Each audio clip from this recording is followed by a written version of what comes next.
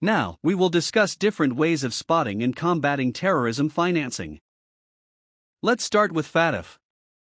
Initially, terrorism financing was not explicitly part of the FATF recommendations, nor the international efforts against money laundering. Some countries, like the UK, had anti-terrorism financing laws.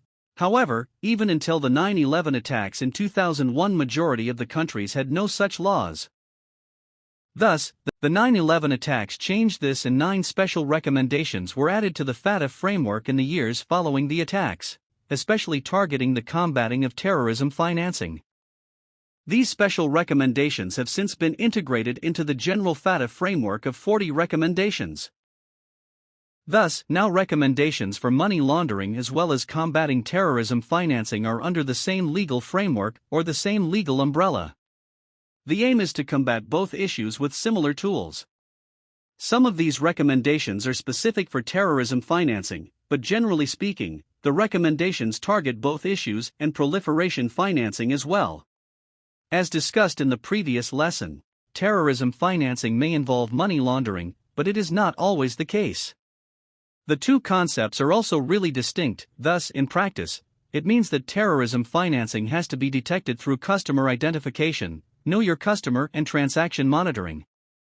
The United Nations terrorist lists is another way to combat and spot terrorism financing. There are some red flags, profiles, or scenarios specifically targeted to fighting terrorism financing, but it is fair to say that it has been quite a challenge to find valid ways to detect terrorism financing ahead of a terrorist attack. There have been a few profiles, which will be discussed in the advanced course, but what is important specifically for combating terrorism and terrorism financing are these terrorist lists.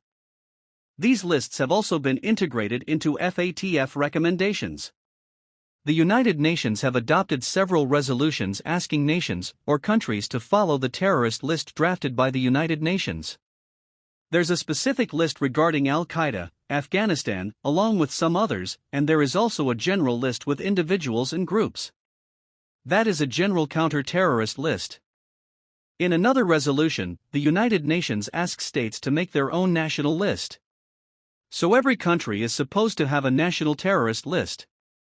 As a financial institution, someone in the financial sector, or a regulated entity, you have to do a background check on your customer. You have to abide by the Know Your Customer (KYC) rules, cross-check the name of the customer, or if any other identification details match with people on either the United Nations general lists or with the national list of the country where you are located or where you do business. Groups of states like the European Union have established a European Union terrorist list. Thus, if you operate in the European Union, you have to take this into account as well and match the details of your customers with 3 different lists. Customer screening can be done manually as these lists are publicly available, or through an automated system. Automated and instant customer screening tools are offered by a range of companies. Apart from the lists and the more general customer identification and transaction monitoring, there is also more and more public-private cooperation going on in the past few years. This is partly a response to failed policy, and it has proven very difficult to detect terrorism financing ahead of a terrorist attack, especially when it's low-budget or small-scale attacks.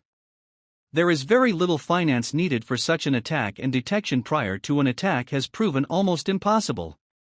Public-private cooperation initiatives mean that law enforcement agencies or intelligence agencies globally cooperate with banks or other companies in the financial sector and try to share more information within the limits of privacy laws.